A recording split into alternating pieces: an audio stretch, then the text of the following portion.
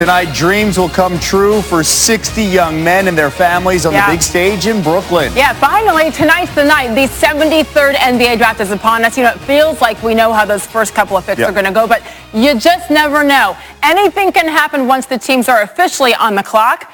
And look, our clock says we are just under 1 hour away from tonight's draft. Here are the storylines as we get you set. The top storylines, of course, Zion Williamson, the young man we all assume will be taken #1 overall by the New Orleans Pelicans, who've had their eyes set on the Duke freshman to become the new face of their franchise.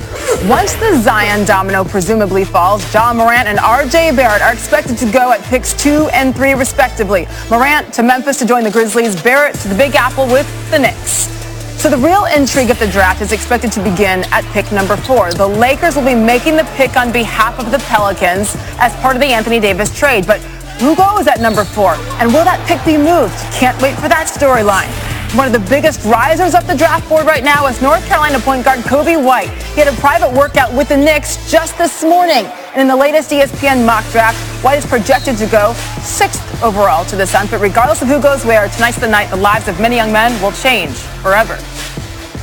No one did a team would like to take me #1. I mean, you can't dream this any better than that. This is what every basketball player dream of, is having the chance to play at the NBA level. And right now I have that chance. I'm built for this because I feel like I'm really ready for the challenge.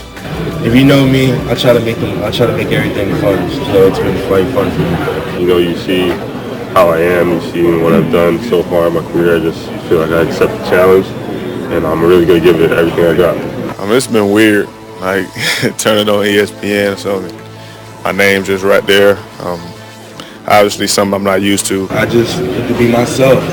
I'm not trying to be nobody. I'm just trying to be the first Zion.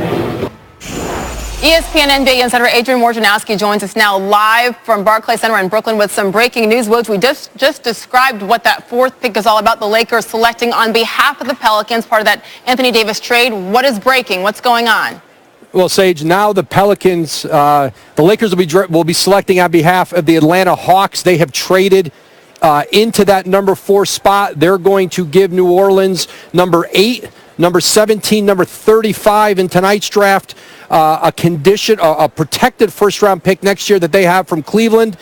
And New Orleans sends that 4th pick, Solomon Hill, and his expiring contract, the #57 pick tonight, and a future 2nd-round pick to the Atlanta Hawks for the 4th pick. And with the 4th pick, Atlanta's GM Travis Schlenk is targeting Virginia's DeAndre Hunter.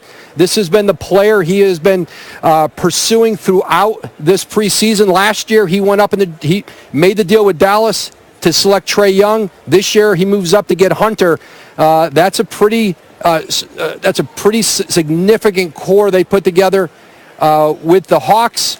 And New Orleans continues to expand this Anthony Davis deal, get even more value, more picks from that trade last Saturday. Yeah, and again, we were saying just a minute ago, who knows what's going to happen with that #4 pick. Now we know 8, 17, and 35. So, Woj, let's start with the Pelicans. Give us the mindset of David Griffin now, the new GM there, who's making all kinds of moves.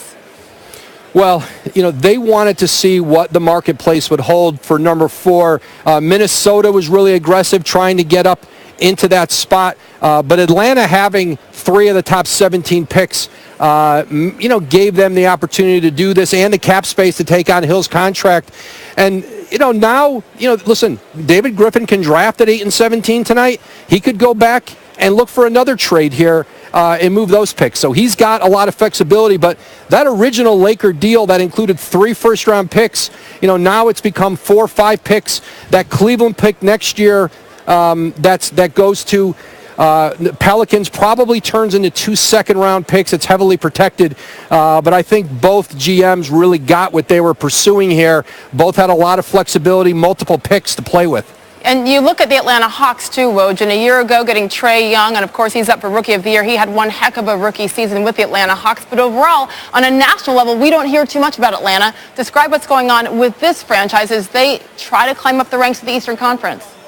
They've just done a tremendous job there of maximizing these picks. Not just Trae Young last year, but Kevin Huerter, who they also got in the first round, and in this, and then John Collins, who's was the first pick Travis Schlenk made in Atlanta. Lloyd Pierce, you saw the improvement in that team last year as they went on, and they're a young team that is already very competitive.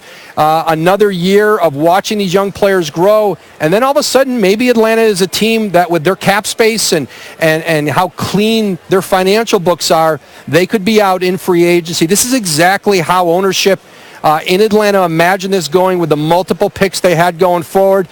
Travis Schlenk has maximized, a lot of those at-bats in the draft, and he'll move up tonight, and his plan is to take DeAndre Hunter from Virginia, maybe the best defensive player in this entire draft. Yeah, so recapping Woj's breaking news once again, the Lakers will now be drafting for the Atlanta Hawks with that number 4 overall pick, while the Pelicans take home, of course, the number 1 pick, we assume is Zion, also 4, 17, and 35. And hey, we still have almost a full hour to go before the draft begins. Adrian Wojnarowski with the very latest. Stand by. If we need you, we're going to come right back out to you, Woj. Thank you. Coming up with Kyrie and Al Horford likely on their way out of Boston.